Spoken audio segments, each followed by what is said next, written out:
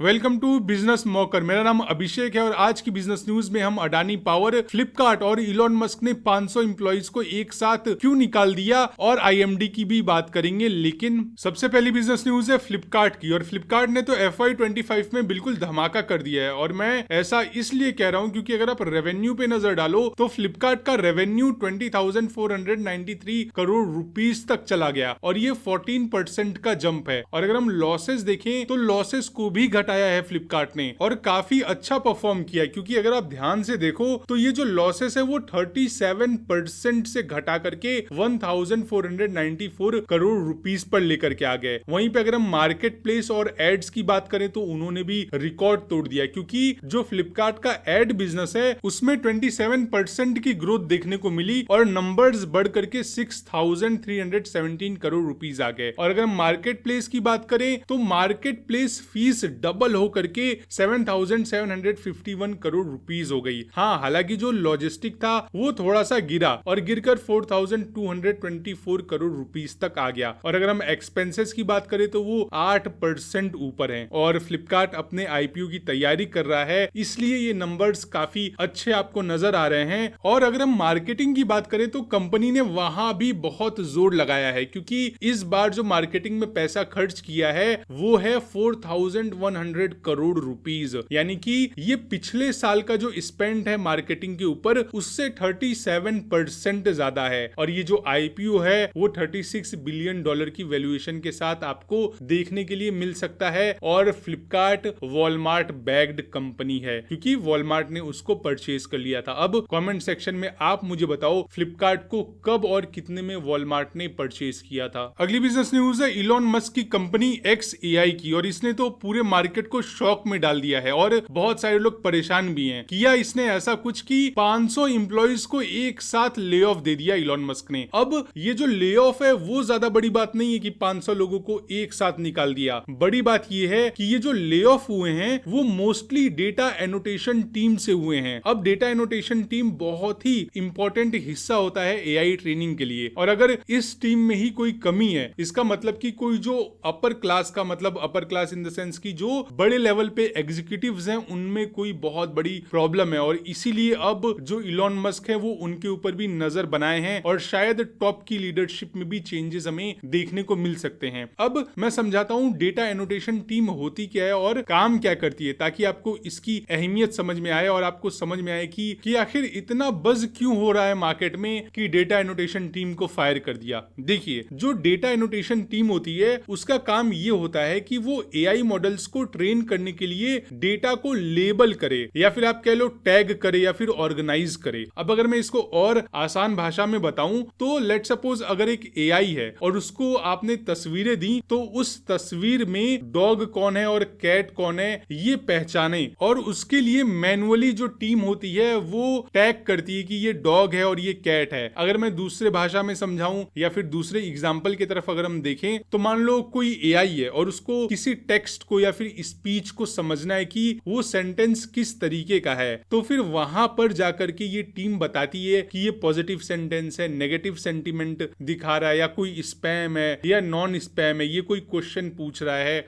इस तरीके की चीज। अगर हम और एग्जांपल से समझे तो मान लो अगर एक एआई है और वो सेल्फ ड्राइविंग कार के लिए ट्रेन करना है उस एआई को, ठीक है, तो लोग मैनुअली रोड साइंस या फिर जो पेडेस्ट्रियन होते हैं या फिर जो व्हीकल्स के जितने भी मार्क होते हैं वो मैनुअली करते हैं, और ये टीम एआई के लिए ट्रेनिंग डेटा का फाउंडेशन बनाती है। तो आप समझ जाओ ये टीम कितनी ज्यादा इंपॉर्टेंट है। और सिर्फ फायर ही नहीं किया गया, उनके जो स्लैक एक्सेस हैं उनको भी बंद कर दिया गया। अब स्लैक एक्सेस यानी कि स्लैक एक सॉफ्टवेयर है जिसपे टीम्स मैसेज करती हैं और मैनेजमेंट सॉफ्टवेयर है, हालांकि उसका कॉलिंग सिस्टम बहुत ही बेकार है, और स्लैक बंद किया गया। और अब इलॉन मस्क अपने सभी स्टाफ को ट्रेनिंग के लिए भेज रहे हैं, तो अभी स्टाफ ट्रेन करेंगे और जो नए स्टाफ है उनको और ज्यादा ट्रेनिंग और ग्रूमिंग दी जाएगी। तो अगर आपका भी कोई ऐसा ऑर्गेनाइजेशन है जो सही से काम नहीं कर रहा है तो शायद आपको भी अपने एम्प्लॉइज को ट्रेन करने की जरूरत है। वैसे तो ये न्यूज काफी ज्यादा लंबी हो गई, और अगर आपको पसंद आया है न्यूज तो प्लीज लाइक करना बिल्कुल न भूलें। अगली बिजनेस न्यूज है सेंको गोल्ड की, और सेंको गोल्ड अब सऊदी अरेबिया में एंट्री लेना चाहता है और उसके लिए वो कई सारे टाई-अप्स की प्लानिंग कर रहा है। बेसिकली वो टाई-अप ढूंढ रहा है, अभी उसको शायद टाई-अप्स मिले नहीं है। अब आप ये समझो कि ऐसा ऐसा सेंको गोल्ड कर क्यों रहा है और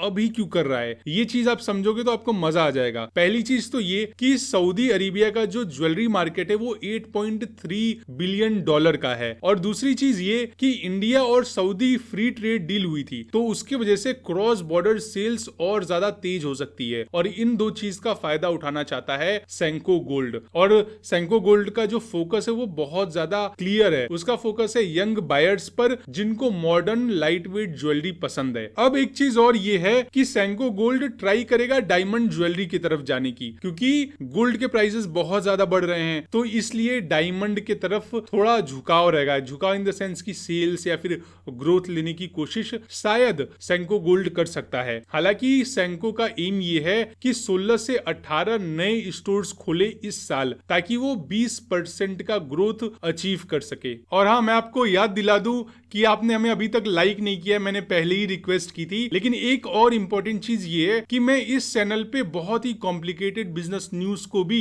बहुत ही सिंपल भाषा में समझा देता हूँ, चाहे वो फार्मा से हो, टेक्नोलॉजी से हो या फिर एआई से हो। तो अगर आप चाहते हो आपको ऐसी ही कॉम्प्लिकेटेड बिजनेस न्यूज भी आसान भाषा में मिले, तो हमें सब्सक्राइब करके बेल आइकन पे हिट करना बिल्कुल न भूलें। अगली बिजनेस न्यूज है काविन भारती मित्तल की, और उन्होंने बहुत ही कंप्लेन किया है गवर्नमेंट का और इंडियन इकोसिस्टम का। वैसे तो ये कंप्लेन उस वक्त आई जब उन्होंने अपना 13 साल पुराना स्टार्टअप हाइक उसको बंद किया, और ये काफी ज्यादा टफ डिसीजन भी था उनके लिए। अब उन्होंने जो प्रॉब्लम जाहिर की सबके सामने वो ये थी कि इंडिया ने रियल मनी गेमिंग को तो बिल्कुल बैन कर दिया, और काविन भारती मित्तल का ही एक ऐप था जिसका नाम था रश। बेसिकली ये प्लेटफॉर्म था जिसपे 10 मिलियन प्लेयर्स थे और $500 मिलियन से ज्यादा का रेवेन्यू इनको आता था, और वो पूरी तरीके से बिजनेस ठप पड़ गया। पहले तो उन्होंने व्हाट्सएप की जगह लेने की कोशिश की हाइक के द्वारा। हाइक बेसिकली एक मैसेजिंग ऐप है जो काफी ज्यादा फेमस हुआ था एक टाइम पे, और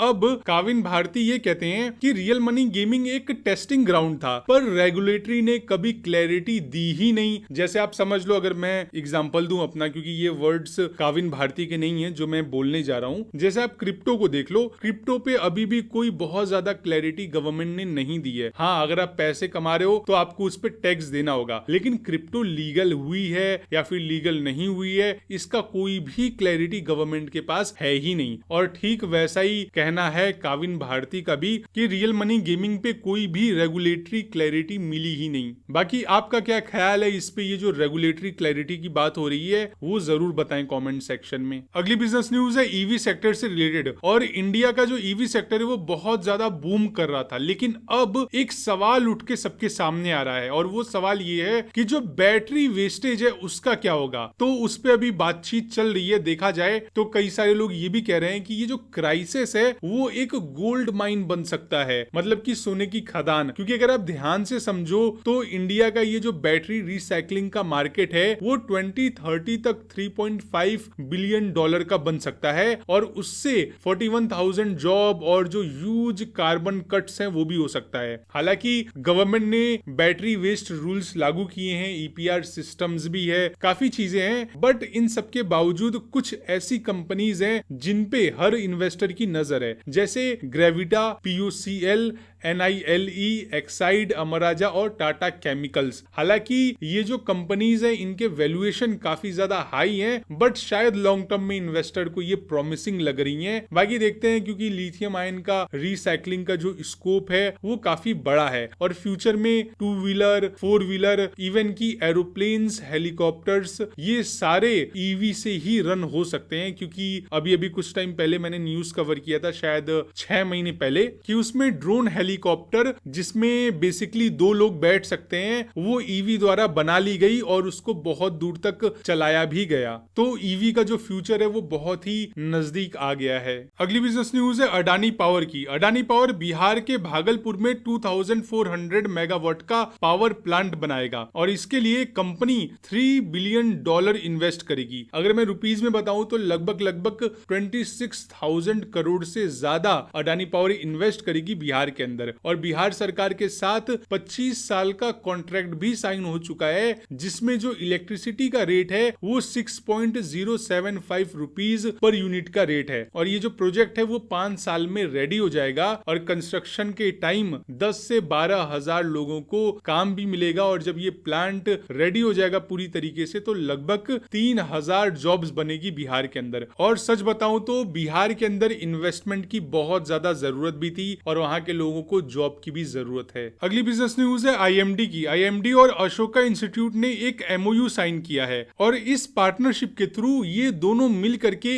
एआई और मशीन लर्निंग का यूज करके वेदर और क्लाइमेट प्रिडिक्शन को बेटर बनाएंगे। हालांकि गोल तो ये है कि एक्सट्रीम वेदर के टाइम पे वार्निंग दे दिया जाए ताकि डिजास्टर का जो रिस्क है वो कम किया जा सके, क्योंकि जो वेदर वार्निंग है वो तो ऑलरेडी है बट एक्सट्रीम केसेस पे वो भी बहुत ही प्रिसीजन के साथ। और इस पार्टनरशिप से जिसका सबसे ज्यादा फायदा होगा वो होंगे स्टूडेंट, क्योंकि उनको एक तो रिसर्च का मौका मिलेगा और अच्छी कंपनी में इंटर्नशिप का भी चांस मिलेगा। बाकी अगर आप हमें चांस देना चाहते हो ग्रो करने का तो प्लीज लाइक करना बिल्कुल ना भूलें, कमेंट और शेयर भी जरूर करें।